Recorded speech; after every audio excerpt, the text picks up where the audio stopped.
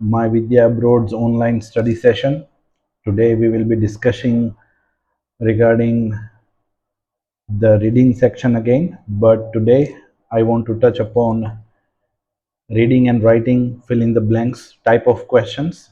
So we'll head on to monthly predictions and then discuss fill in the blanks reading and writing. Okay, in this type of question type, what you have to remember is this one has more weightage as compared to your fill in the blanks reading type of question, because in this one the score contribution goes to both the components, reading as well as writing. No other changes. The only other change is that here the options are not listed beneath the question passage, but they are embedded with your blank options. So wherever there is a blank, they have provided you 4 options, out of which one is correct, right? તો 4 માંથી એક સાચો હશે અને એમાંથી આપણી સાચું પડવાની જે સંભાવના કહીએ પ્રોબેબિલિટી કેટલી થઈ જાય 25%, because out of 4, 3 are incorrect, 1 is correct. Okay, so here the chances of getting it wrong are limited, less as compared to the reading fill in the blanks type of question, but the weightage here is much more than the reading type. કારણ કે રીડિંગમાં ખાલી રીડિંગમાં જ score contribution થશે, જ્યારે આનું બંનેમાં થશે. ઓલ્ધો આમાં કાંઈ લખવાનું નથી તો પણ રાઇટિંગમાં સ્કોર કન્ટ્રીબ્યુશન થાય છે આમાં. Okay, so will go through this question type, homeostasis regulation. જોઈએ શું કહે છે homeostasis regulation. હવે ઘણીવાર એવું બનશે એક્ઝામમાં કે you will not be able to tell just by reading at the title કે આ શું છે. રેગ્યુલેશન એટલે કઈ હજી અંદાજો આવે આપણને કે રેગ્યુલેશન એટલે કઈ કોઈ વસ્તુને રેગ્યુલેટ કરવાની વાત હશે, કોઈ વસ્તુના લોઝ અને રૂલ્સ અને રેગ્યુલેશન સિસ્ટમેટિક જે યુનિફોર્મ લેડ આઉટ પ્રોસિજર હોય એની કોઈ વાત હશે, રાઈટ. હોમિયોસ્ટેસિસ હવે એક્ઝામમાં અત્યારે આપણે પ્રેક્ટિસ મોડમાં છીએ, બટ એક્ઝામ મોડમાં જ્યારે ના ખબર હોય ત્યારે આખું વાંચવું પડે પેસેજ અને એમાંથી તમને હિન્ટ મળે, ઘણીવાર એક્સપ્લેનેશન પણ મળે અને ડેફિનેશન પણ આપેલી હોય ઘણીવાર. કારણ કે C ultimately this exam is your English language exam. This is not the test of your general knowledge.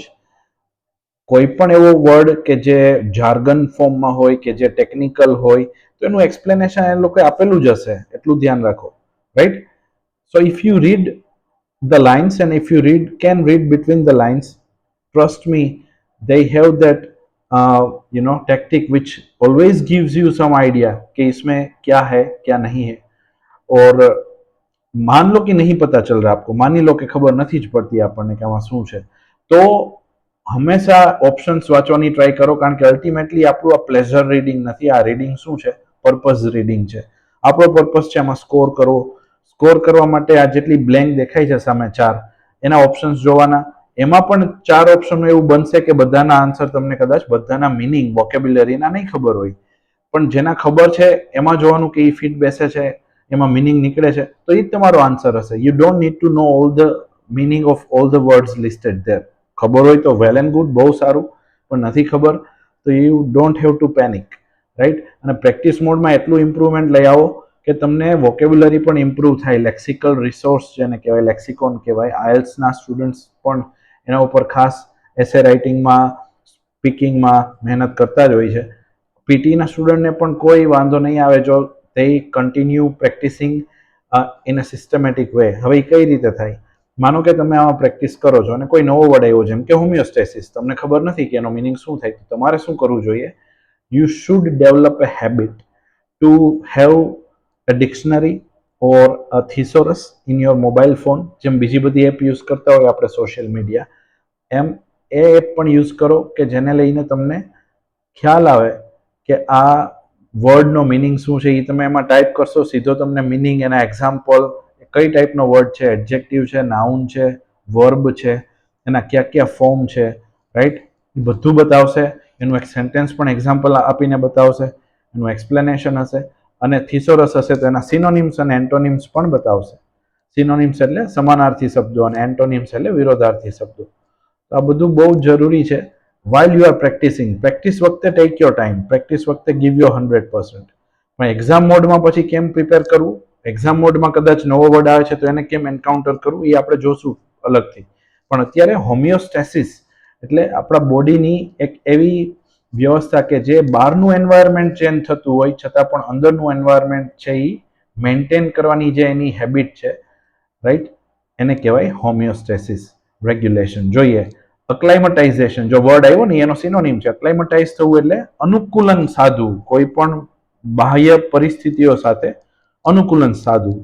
તમે બહાર ફરવા જાઓ છો, ફોરેન જાઓ છો, ભણવા જાઓ છો, તો ત્યાં એવું બને કે ટાઈમ અલગ હોય, વેધર અલગ હોય, સંસ્કૃતિ, કલ્ચર, ફૂડ, લેંગ્વેજ બધું અલગ હશે, તો વે ઓફ લાઈફ જેને કહેવાય એ અલગ હશે. તો ત્યાં જઈને તમારે સૌથી પહેલા શું કરવું પડે? અક્લાઇમેટાઇઝ થવું પડે. અક્લાઇમેટાઇઝ એટલે ત્યાંના સંજોગોને અનુરૂપ થવું પડે, યુઝ ટુ થવું પડે, એને આપણે કહીશું અક્લાઇમેટાઇઝેશન. અને જ્યારે બોડીની વાત કરીએ, બોડીના ઇન્ટરનલ એન્વાયરમેન્ટની અને એક્સટર્નલ એટમોસ્ફિયરની કમ્પેરિઝનમાં વાત કરીએ તો એને કહેવાય homeostasis. Okay, acclimatization refers to any of the numerous gradual long-term responses of an organism to changes in its environment. છે ને, એટલે એ લોકો તમને આપી જ દેશે. આ ડેફિનેશન એને આપી દીધી, એટલે ટેકનિકલી તમે સાઉન્ડ નથી તો આ વાંચતા આવડે, સમજતા આવડે તો એને જવાબ આપી દીધો કે આ હોમિયોસ્ટેસિસ શું છે, રેગ્યુલેશન, અક્લાઇમેટાઇઝેશન શું છે. Such responses are more or less habitual and reversible should environmental conditions dash to an earlier state. તો earlier state, હવે જો આ ટાઈપના ક્વેશ્ચનમાં સૌથી પહેલી વસ્તુ છે આન્સરને પહેલા ગેસ કરવો, એન્ટિસિપેટ કરો. જ્યારે તમારું એન્ટિસિપેશન તમે વધારશો, ટ્રસ્ટ મી, ઓપ્શન જોયા વગર પણ ઘણીવાર સાચા આવવા માંડે જવાબો, એવું થશે. જેમ કે અહીંયા શું કહેવા માંગે છે કે આવા રિસ્પોન્સ આપણા જે બોડીના કે ઓર્ગેનિઝમના હોય કે જે બહારના એન્વાયરમેન્ટને અનુકૂલન સાધવા માટે થયેલા હોય, તો એ પાછા રિવર્સિબલ હોવા જોઈએ એમ કે છે. રિવર્સિબલ એટલે પાછું મૂળભૂત પરિસ્થિતિમાં જઈ શકે, ઓરિજિનલ સ્ટેટમાં જઈ શકે એવું પોસિબિલિટી એમાં હોવી જોઈએ. કેમ?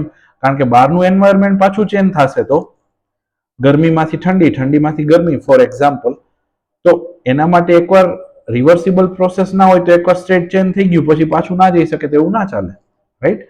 તો પુરાના અર્લિયર સ્ટેટમાં પાછું જવું એના માટે કેવા વર્ડ હોઈ શકે? તો રિટર્ન હોઈ શકે, રિવર્ટ હોઈ શકે, રાઈટ, ગો બેક ટુ હોઈ શકે, આખો ફ્રેઝ યુઝ કર્યો હોય તો, રાઈટ. તો આવા કોઈ વર્ડ હશે આમાં, જોઈએ ઓપ્શન આપણે. ડિનાઉન્સ. ડિનાઉન્સ એટલે કોઈને વખોડી કાઢવું પબ્લિકલી, અથવા તો કોઈને જાહેરમાં આપણે એમ કહીએ ને કે એને ડિનાઉન્સ કર્યું, તો એનો મતલબ એ થાય. રિવર્ટ આવ્યું ને, જો રિવર્ટ, રિવર્ટ એટલે પાછું એ સ્ટેટમાં જવું, તો રિવર્ટ અહીંયા આન્સર હોઈ શકે. રિવ્યુ નહીં, આમાં કોઈ રિવ્યુ આપવાની વાત નથી, ફીડબેક આપવાની વાત નથી. અને રિનાઉન્સ તો ફોર્મલી કોઈ વસ્તુ તમે છોડી દો છો તો એને રિનાઉન્સ કર્યું કહેવાય. જેમ કે તમે ફોરેન સેટલ થવા જતા રહ્યા અને ઇન્ડિયાની સિટીઝનશીપ તમે છોડી દીધી, તો એને કહેવાય you have formally renounced your citizenship of India. તો અહીંયા એક જ વર્ડ ફિટ બેસશે, રિવર્ટ, રાઈટ.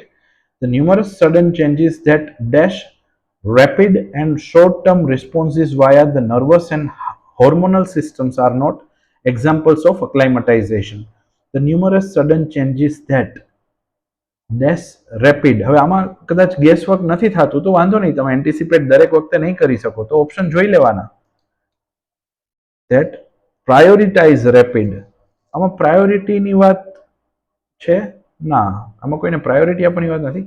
રેપિડ અને short term response nervous system દ્વારા આપણે જનરેટ કરવાના છે. જનરેટ માટેનો આમાં બીજો એક સિનોનિમ છે ઇવોક. ઇવોક કરવું એટલે ઇન્ડ્યુસ કરવું, અથવા તો ઇન્ટાઇસ જેને કહેવાય ને, કે એને જન્મ આપવો, એને એવી પરિસ્થિતિને જન્મ આપવો, તો ઇવોક હોઈ શકે. પ્રોવોકેશન અલગ વસ્તુ છે. પ્રોવોક અને ઇવોક વચ્ચેનો ડિફરન્સ શું છે? પ્રોવોક એટલે નેગેટિવ સેન્સમાં બોલાય. હું તમને કંઈક ગુસ્સો આવે એવું કોઈ કરે અને તમે ગુસ્સે થઈ જાઓ, રાઈટ, તમે રિએક્ટ કરો કોઈ વસ્તુ ઉપર, તો એને પ્રોવોક કર્યું કહેવાય. પણ અહીંયા પ્રોવોક રિએક્શનના સેન્સમાં નથી ને, અહીંયા તો એવી એક વાતાવરણ ઊભું કરવાનું છે, જનરેટ કરવાનું છે. તો ઇન્ડ્યુસ કરવાની વાત હોય ફ્રોમ સ્ક્રેચ, તો એને ઇવોક કહેવાશે, પ્રોવોક નહીં કહેવાય. આ નેગેટિવ છે, આ પોઝિટિવ છે. અને વેન્ટિલેશનની તો વાત જ નથી અહીંયા, તો બાકી બચશે. એટલે આમાં 4 ઓપ્શન હોય ત્યારે જોજો તમે, એવું હંમેશા બનશે કે એક બહુ સ્ટુપિડ વર્ડ હોય એટલે એ ઓટોમેટિકલી પ્રોસેસ ઓફ એલિમિનેશનમાં નીકળી જશે. બે એક સરખા લાગે એમાં તમારે જોવું પડે કે આમાં કયો આવશે, રાઈટ. અને એક છે એ પણ અગેન જો તમને ગ્રામરનું નોલેજ હોય કે વોકેબ્યુલરીનું નોલેજ હોય તો સમજાશે કે એ પણ નથી. ચારેય ઓપ્શનમાંથી આવી રીતે તમારે નેરો ડાઉન કરવાનું થશે. આ કેસમાં હતું ઇવોક.